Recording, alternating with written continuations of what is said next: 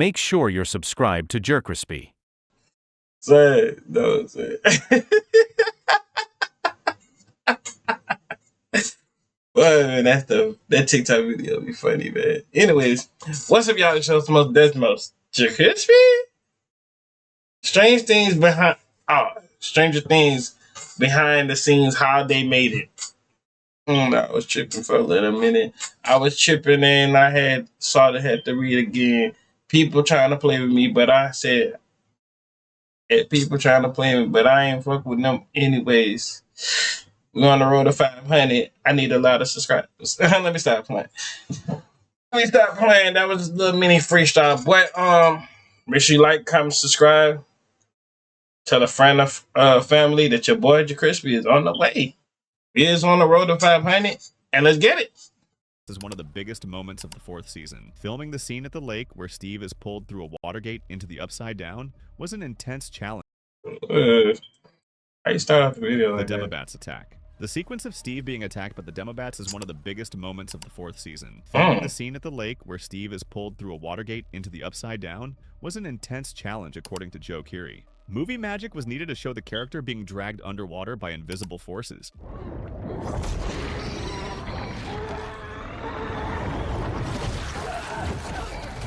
Besides filming Keery being pulled down, they also reversed the shot and used creative camera angles to complete the scene. Joe said he will remember those 3 days of filming as definitely one of the coolest things he's ever gotten to do.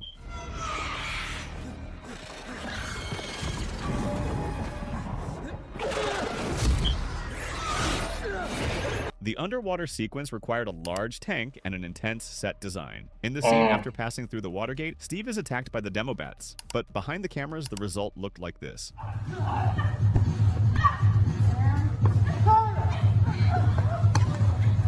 The bathtub.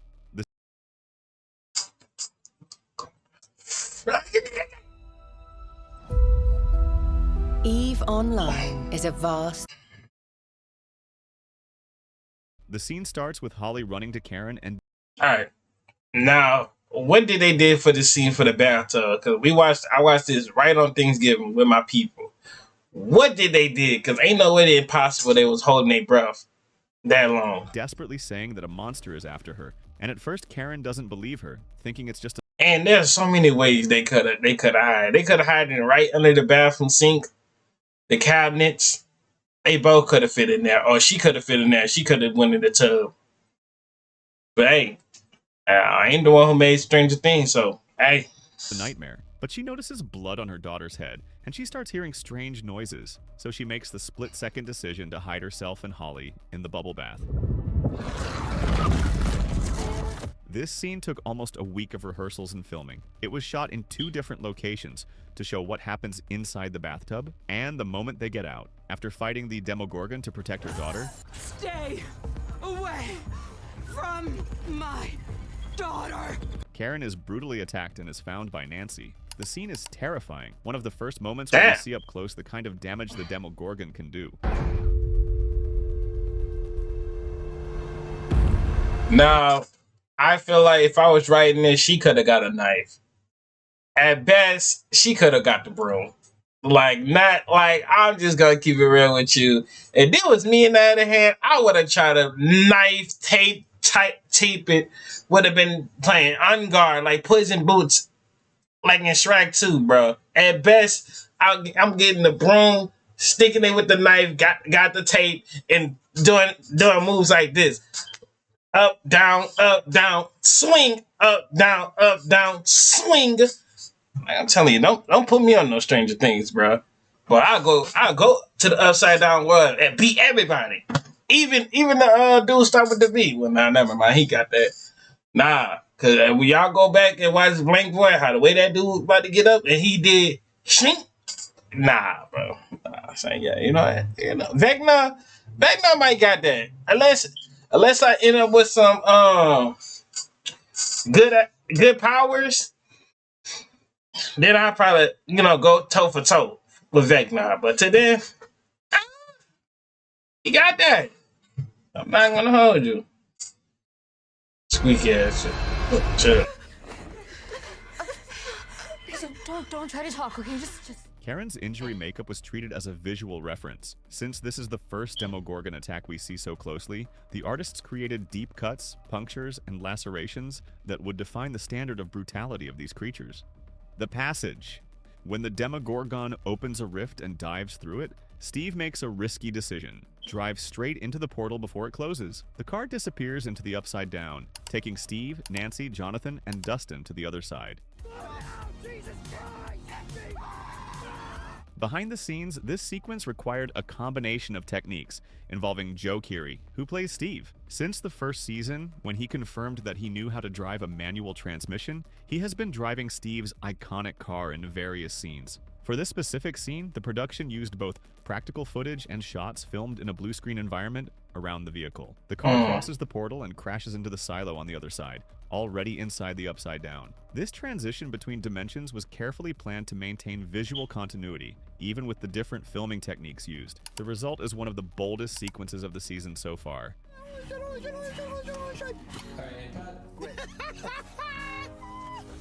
Max in the Abyss. Max's sequence is one of the most emotional and technically complex scenes in Stranger Things. It all starts with her following the reappearance of Billy, still drowning in grief and guilt. Billie Jean's not my lover. She's just a girl that I am. I'm not the one. That child is not my son. That no one understands better than Vecna. In the script, she sees a pulsing fog membrane, goes through that wall, and falls straight into the villain's mental territory, the Mind Layer. On set, this world included a full platform built in the studio. Sadie Sink still remembers how slippery this Giz Award? Man, hold on. the iconic spiral staircase was completely practical. Included a full platform. This Giz Award ass shit? What the fuck? Sadie Sink still remembers how slippery the floor was. The iconic spiral staircase was completely practical, designed by director Sean Levy to help compose the shots, creating depth and allowing the vastness of the Mind Layer to be framed with real elements in the foreground. Chrissy's body stuck to the pillar was a practical dummy with glycerin dripping, which was later adjusted digitally, but it already gave Sadie something real to look at. Jamie, who played Vecna, stayed in character the whole time. When Vecna's vines appear on screen, none of that was actually on set, so Sadie only tensed her arms and neck to make it look like something was wrapped around them. But the physical impacts were very real. Max's stunt double was tied up and dragged across the floor. When the sequence enters escape mode, Sadie runs through that muddy puddle reacting to objects falling from the sky that weren't really there. So she was basically dodging and pretending. It also helped that Sadie's stunt double took some impressive falls into the bloody, muddy water, creating a combination of digital effects and real energy. The running part was actually 5 takes of Sadie running about 25 meters, which were edited together to make it look like she was running a much longer distance. The famous cemetery levitation also required stunt rehearsal, with Sadie being lifted by a harness. Dustin's confrontation. Yeah, I know that had to be like they had to try that multiple times to get it right. Right here, son. They did my dog Dusty the worst way, son. My dog Dusty should not ever got jumped like that bad, bro. By 3 people, bro. Since the start of the 5th season, Dustin has been carrying built-up tension. The grief over Eddie, the sense of responsibility, and the need to honor his friend's memory have turned into something almost obsessive. When he decides to wear the Hellfire Club shirt at school, everyone notices, especially Andy, who attacks him. In retaliation, Dustin puts a snake in Andy's locker with a note saying, "Hellfire Lives." Later, he goes to the cemetery to visit Eddie's grave, only to find that it has been vandalized again, this time with the blood of the same snake he had left in the locker. That's when Andy and his friends show up to circle him. Dustin tries to defend himself. He throws chemicals into Andy's and his friends' faces, giving him a temporary advantage. But the aggressor's numerical and physical superiority quickly turns the tide.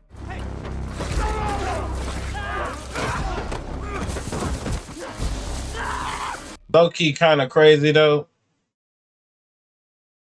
Dude got jumped. And the other 2 were just following because they his friends and stuff. You know how they is. One of my friends get bullied. You know I'm a dick ride.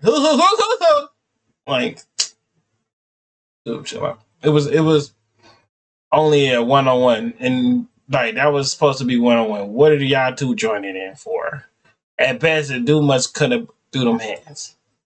Behind the scenes, this sequence. See, what I would have did, I would have through water, click, click, and I would have ran off on them. Sequence was created with a mix of techniques. The production always worked with harnesses and safety equipment, but for this specific scene, there were no prior rehearsals or elaborate stunt training. The team filmed the entire fight with a handheld camera, following each impact closely. The choreography was learned only one day before, with the actors and technical team rehearsing together to make sure every movement looked brutal and chaotic.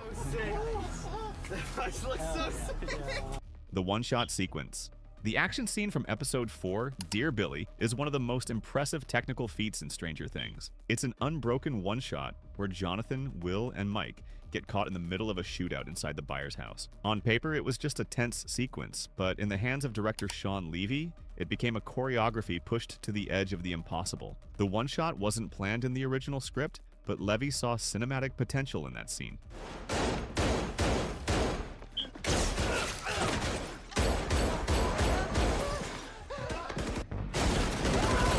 Oh! Nothing there was Bruh, come on now. So you telling me ain't nobody got hit? Right there. Instantly, everybody should have been cooked. But hey, you know, Stranger Things, they got plot armor. Like, pre-visualized months in advance like in huge movies. Levy and his team had to improvise directly on set, acting out every movement, with the director himself playing all the characters to show the actors what he wanted. We gotta go! And Joseph. Crash! Go, go. The challenge of a one-shot is that everything needs to happen in absolute sync. The actors' actions, the stunt actions, and the camera's movement. One mistake is enough to ruin everything. Everyone had to perform their job at an extremely high, almost perfect level. The camera passed between walls. Stunt performers broke windows, furniture was thrown, gunfire effects were synchronized with millimetric movements. When the final take came out perfect, everyone knew they'd captured something special. The death solo. Eddie Munson's guitar scene became one of the most iconic moments in Stranger Things, and it all started with an unlikely coincidence. Before even knowing this detail, the Duffer Brothers hired Joseph Quinn, without having any idea that he actually played guitar in real life. When he finally got the script and saw what he would have to do, his reaction was immediate. He ran to buy a guitar and started practicing obsessively. The sequence is presented as a visual and emotional climax, a perfect catharsis within the chaos of the Battle of the Upside Down. Eddie on top of the trailer, the improvised amp, the swirling red clouds in the background. Everything seems to explode together when he starts playing Master of Puppets by Metallica, a song handpicked by the creators. As soon as he got the script, Joseph spent months practicing. He had already played guitar since childhood, so he had a foundation, but he had to dedicate himself intensely to master the song. As Joseph himself described, he played most of the track, but for the extremely fast and technical solo, the production brought in a professional guitarist named Aiden Fisher. This is from you. they going down with that. Hold on.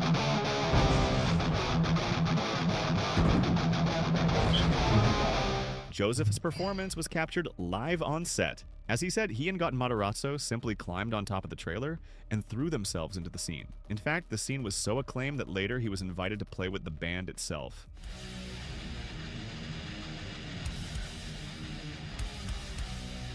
Will as a kid. The 5th season opens with a direct return to the origins, not only of the story, but of the series itself. Will Byers appears again as a child in a sequence that works as a bridge between season 1 and the present, now reenacted by a new actor, Luke Kokotek, chosen for his physical resemblance to young Noah Schnapp. The sequence recreates Castle Byers with surgical precision, the same framing, the same placement of the lanterns, the same chaos of the forest around it. But the scene isn't just nostalgia, it continues exactly from the moment in season 1 when Will is hiding in Castle Byers, running from the Demogorgon inside the Upside Down. And now we finally learn what happened after that moment, and the truth about who was behind everything, Vecna. Yeah, I ain't lying to you. I don't know what's wrong with Vecna and Pennywise, saying they like to mess with little kids, but they gotta, somebody need to do that research. I don't know.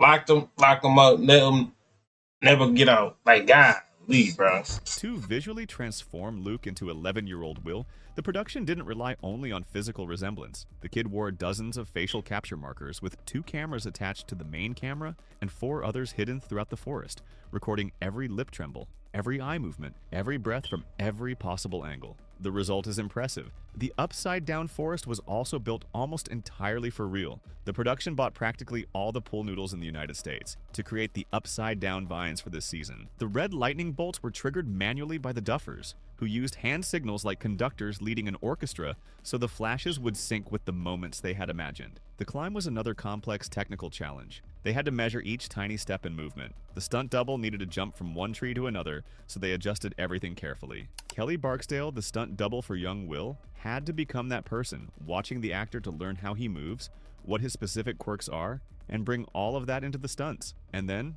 at the highest point of the tree, at the exact moment the chase hits its limit, silence falls and Vecna appears. But there's a curious detail. While Noah worked directly with Luke in all the scenes, Jamie decided to do the opposite. He didn't talk to the kid at all. His strategy was to make sure Luke was as scared as possible during filming, keeping that real tension on set. The first Vecna. Vecna wasn't born as a digital monster, he was created by hand. When the Duffer Brothers decided that Stranger Things 4 needed its own iconic villain, they called Barry Gower, who had won 3 Emmys for his work creating the Night King in Game of Thrones. The first steps came with concept art by Michael Maher, created back in August 2019. The Duffers wanted a mix of Freddy Krueger and Pinhead. From those images, the team made a full life cast of Jamie Campbell Bower, an exact... I see the inspiration. Freddy Krueger face, Pinhead head. Yeah, they still can't mess. They still not mess with me in my best day. replica of his body. The suit ended up being split into around 24 or 25 different pieces made of foam, latex, or silicone rubber material. When applied to Bower, the entire suit weighed about 30 pounds, with most of the weight coming from the chest and headpieces. On the first day, it took 8.5 hours to glue everything on, and eventually they got it down to about 6 hours and 20 minutes. On top of that, Jamie wore contact lenses, dentures, and urethane nails. The Duffer Brothers deliberately made sure the cast didn't meet Jamie Campbell Bower until the moment he walked onto the Stranger Things 4 set as Vecna, so their terror would be genuine. After a 2-year development process, the makeup team knew Vecna was just as terrifying as they had hoped the moment he stepped on set. Vecna is primarily a practical and prosthetic character, with VFX used to enhance some movement and animation. For the creators, Vecna needed to be different from the series' other monsters. He needed to talk, manipulate, analyze, get inside victims' heads. I saw a means to realize my potential. I can't read what he's saying, but I guess. Let's hear the go on Jamie me. had to give me a hug because I couldn't do the scene. So the Vecna. In the 5th season, this carefully crafted villain returns transformed. Vecna's first appearance in his renewed form was designed as a moment of pure... What's going on, Vecna? Vecna needs some lotion, man. I don't know what I'm saying. And he needs some, put a wig on, man. Take this off his face, man. Put some lotion on his face, man. He might be straight. I don't know. It might be out of here in Dabo, man. They explained that they knew when Vecna arrived, they wanted it to feel like a grand moment. And his threatening walk through the Mac Z gate was directly inspired by... Nigga, I would be like, nigga, who is scared of this nigga? Walking through a freaking a sheet of piece of paper. Like, man, let me turn around and keep going by my day. But now let me stop playing like Vecna ain't with the bitches. The minute he stepped through that gate, you could feel how terrifying he was.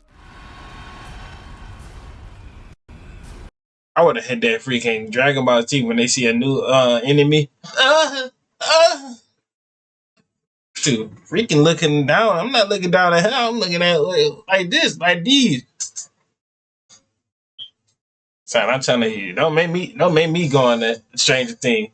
Let me be a character with the shock face like this. Like that, I'm telling you, son. I want to be like, who's that? Behind the scenes, creating Vecna 2.0 required a different approach from the previous season. 2.0. The face was fully prosthetic, as were the shoulders and hands, but the rest of the body was covered by a tight lycra suit with tracking markers for visual effects. Barry Gower, head of the prosthetic makeup department, explained that Vecna's appearance couldn't be achieved with practical makeup alone, so the team found a middle ground where they made the head and shoulders on Jamie, and from the top of the chest down, the entire body would be enhanced and created digitally. Costume designer Amy Paris made sure Bower wore 3-inch lifts in his shoes, so Vecna would stand out over the other characters. Jamie absolutely owned it the moment he stepped out of that gate, showing that Vecna wasn't afraid of anything. The Wizard. From the beginning of the series, Will has always carried the weight of the Upside Down without ever being able to control it. In Stranger Things 5, that finally changes. The scene where Will awakens his powers was planned very early on. One of the first ideas of the 5th season was to question whether Will would be able to tap into that connection and use it against the villains. You know that's crazy saying? My dog Lucas ain't the only person that ain't had no freaking powers in this show, bruh. You know that's crazy saying? They get 11, Will, they get all the other dudes powers, but they ain't never give my dog Lucas some powers. Or Dusty, man. Man, they getting that Hawkeye treatment, man.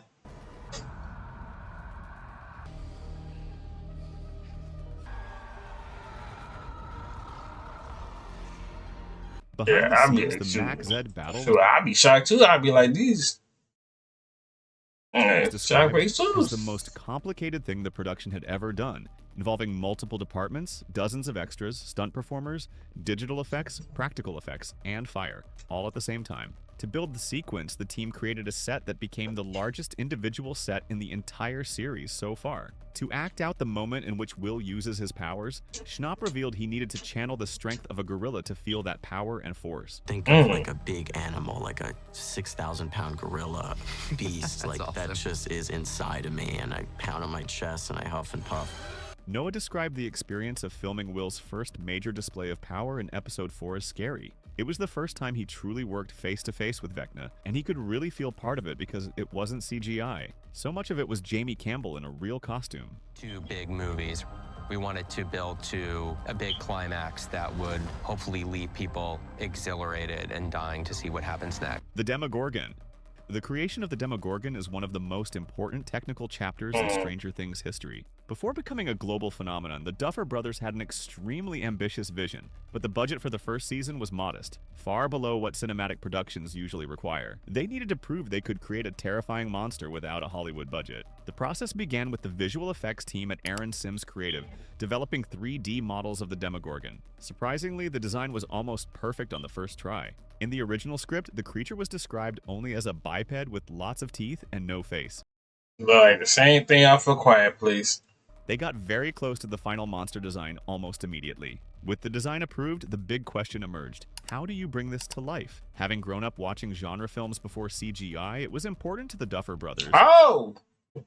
Soon as that thing would have tried to fall on top of me, I would have been would have hit a bob and weave, not even dodge. Dodge, bob and weave at the same time. That the horror elements were done right. They said that something about the effects being so tangible in the genre movies they grew up with, like Alien, The Thing, and Hellraiser, was especially terrifying to them as kids. The solution was hybrid. The Duffer Brothers wanted to use the traditional man-in-a-suit method. CGI was used for scenes that required the Demogorgon to do things a person in a suit simply couldn't. Climb walls, jump long distances, open its head like petals. In Season 1, they were very limited in how much they could show it, needing to keep it in the shadows. There were some CGI shots, like when it burst through the wall, but they always tried the practical approach first. In Season 4, when they made the Russian prison sequence, the process evolved. When working on a Demogorgon scene, they simply edited the sequence with nothing in it. They filmed, or at least rehearsed, with a man in a green suit. In the edit, sometimes the takes with the green suit were the best takes, so they used those, and sometimes they used the clean plate. Oh, okay. That's way better than CGI, I guess. The decision to mix practical and digital effects paid off spectacularly. The Demogorgon became one of the most recognizable creature designs of the decade. The Tower Race. The tower sequence is one of the most fun and physically demanding moments of the season, a challenge that mixes the classic rivalry between Jonathan and Steve. It all begins when the radio transmitter from the Squawk falls, leaving Hawkins without communication exactly when the group needs to stay connected the most. Steve immediately volunteers to climb the dangerous tower, but Jonathan also volunteers, and the two turn the situation into a race to the top, to Nancy's absolute despair.